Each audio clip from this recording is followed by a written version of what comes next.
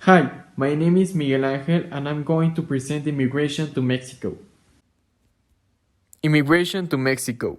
Immigrants arrive in Mexico for many reasons. Most of the documented immigrants have arrived because in Germany they were passing economic stagnation. Many, such as executives, professionals, scientists, artists, or athletes working for either Mexicans or foreign companies, arrived with secure jobs. Most of the Germans arrived during the First and Second World War. If they had stayed in Germany during these battles, they would have had to leave for the war. Retirement is the aim for immigrants who tend to be more permanent. Aside from dual national descendants of Mexicans, naturalized Mexicans, or the undocumented 262,672 foreign residents live on its soil. The majority of its foreign residents are from US, followed by Spain and Guatemala. German Mexican are Mexican citizens of German descent or origin. Most ethnic Germans arrived in Mexico during the mid to late 19th century during the government of Porfirio Diaz. If it weren't for the liberal policies with no constraint in Mexico, most of the Germans wouldn't look forward to getting good opportunities in the country. Some of the Germans that arrived with no or limited capital had to work as employees or farmers.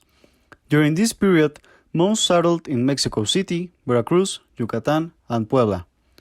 Although significant numbers of Germans arrived during and after the First and Second World War as refugees.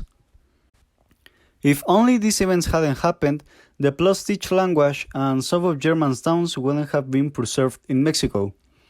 Did you know that an important German settled was in Texas? When it was under Mexican rule, of course. But it changed when US defeated Mexico into the Mexican-American War. If this war hadn't happened, Germans wouldn't have to leave Texas so quickly. Hi, my name is Miguel Mondragon. I'm going to talk about the cultural legacy of German Mexicans. Traditions like Oktoberfest had been related as a stereotype in those communities, but they were also important in the development of beer and cheese. If this migration hadn't happened, the North wouldn't have the influence that it's still having nowadays in the fabrication of beer. They also contribute to work at the fabrication of a German accordion that were little and sturdy, called boomboxes. But also, if they hadn't held on to the architectural style of Germany, there wouldn't have existed the German Cultural Center in San Luis Potosí. They were important in other locations of Mexico, like in Chiapas, because of the coffee plantations and food processing facilities. If it weren't for this opportunity of job, Germans wouldn't have planted one of the best coffee in the region.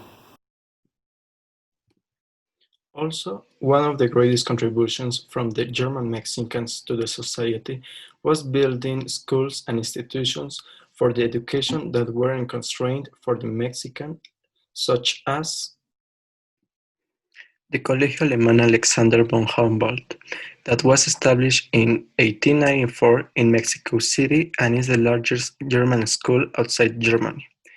If the state government hadn't intervened to hold it on with the Mexican teaching program, the school would have marked the German as its primary language.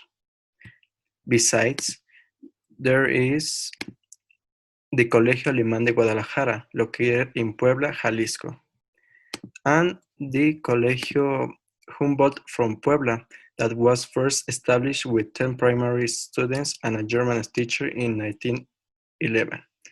If this school hadn't been built, there would have been more unstudied people, because it was a public institution that provided the required knowledge to any person in the country. When Mexico was dealing with the Second World War in 1942, it marked the end of the first German school in Guadalajara.